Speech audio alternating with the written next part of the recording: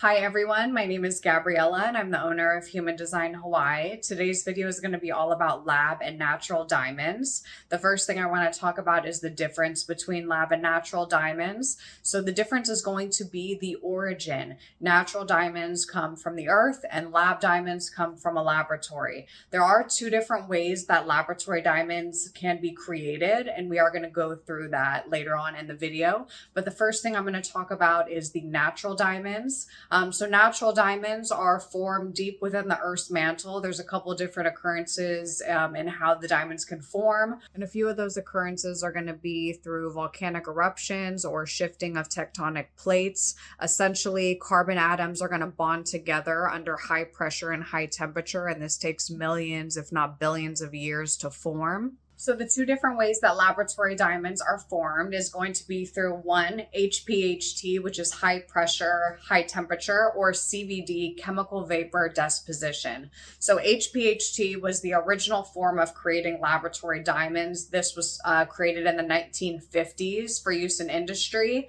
It's still used today, but the newest way to create laboratory diamonds and the more refined and up-to-date way is going to be CVD. You can get a better quality diamond through CVD. We'll get into this in a little bit, but it's just kind of like anything in the world. As time goes on, we get more educated, more of the technology gets advanced. So that's what happened with CVD. They essentially looked at HPHT and created a more refined, better quality way to create these laboratory diamonds. But if we're taking a look at HPHT, essentially what's going to happen is there's going to be a small seed diamond that's placed into a chamber of pure carbon.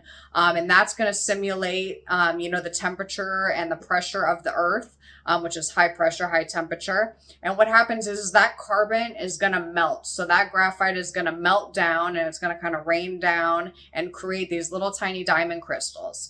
Whereas with CVD, what's happening is the diamond is created through gas. So methane gas, CH4.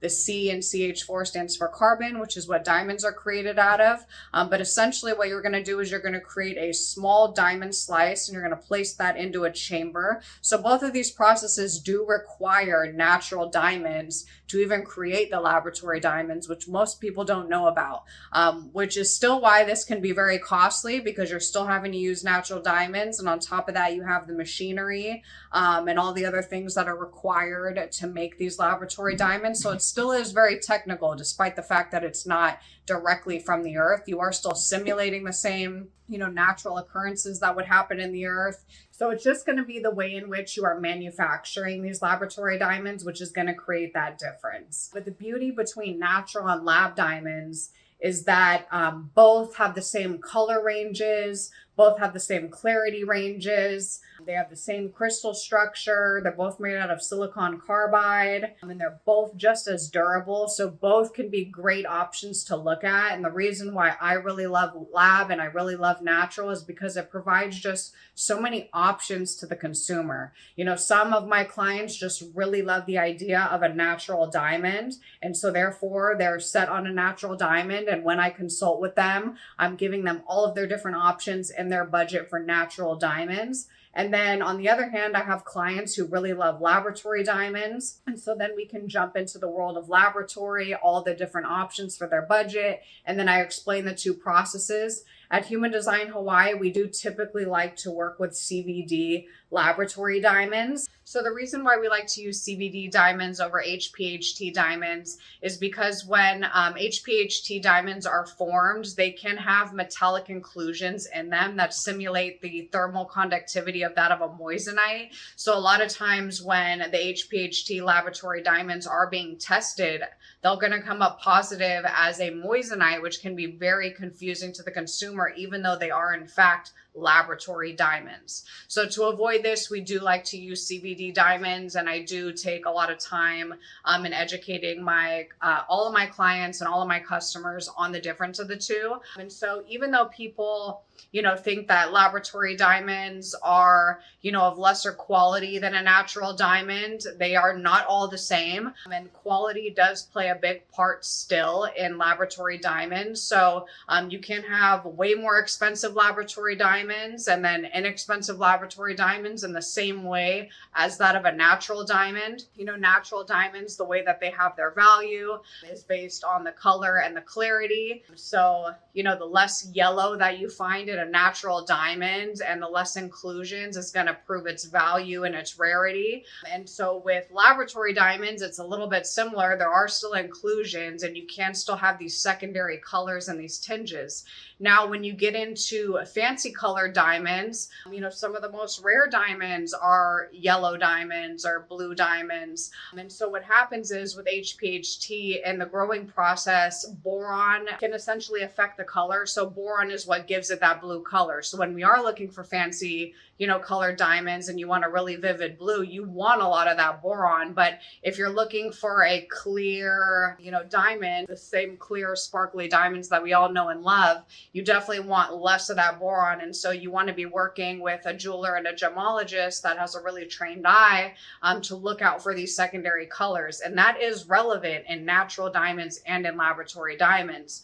Now with CVD, you do get secondary colors that diamonds actually come out brown, which we talked about earlier.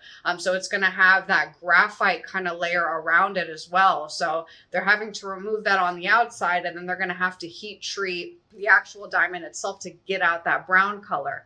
Now on the flip side, to create a beautiful fancy colored diamond laboratory, you are going to have to heat treat it to get these colors like I just mentioned. So if you do want a vivid blue diamond, you are going to have to add the boron. If you want to get that yellow, that comes from nitrogen. And so heat treating this as well as a radiation can play a part on what color you get. So sometimes it's a combination of the two between heat and radiation, and that's going to provide that color change.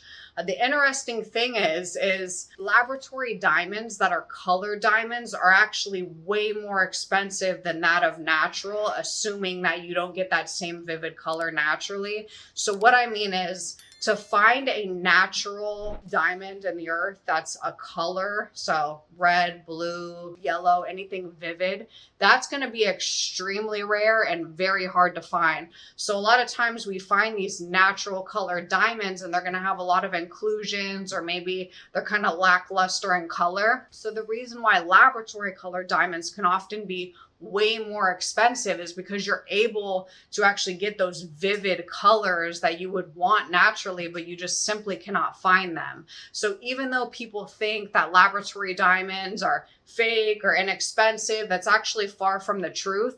It really just depends on the quality that you're getting, the type of diamond, the color, the clarity, all the same things that you would find natural. It's the similar thing with laboratory. So you just really do want to be aware of that. And again, those secondary colors, a lot of people don't know this, but with the GIA certificate, they don't put the secondary colors. So you can have an ideal cut and you can have, you know, a high color grade and a high clarity grade, but they're not testing for those secondary colors. You can only see that with a trained eye. So that's going to really actually take the quality of your diamond to the next level when you're sourcing them, is looking for those secondary colors. So yellow is a secondary color for the natural diamonds, like we discussed, blue, gray tinges on the HPHT, and then the browns in the CVD. I hope that this video on lab and natural diamonds helps you understand a little bit about the process. Again, both are very interesting and both are very valuable depending on the quality of the diamond that you're getting. I'm more than happy to help you all by consulting with you. You can book an appointment with me on the website. We can discuss any of the options that are going to be relevant to you. If you're interested in custom designing with us, if you have a diamond and you need a little bit more information on it, if you want to just kind of pick our brains, if you have still some questions that are prompted from this video, I'm more than happy to help. If you've enjoyed this video, please subscribe or comment below. I hope you all have a great day.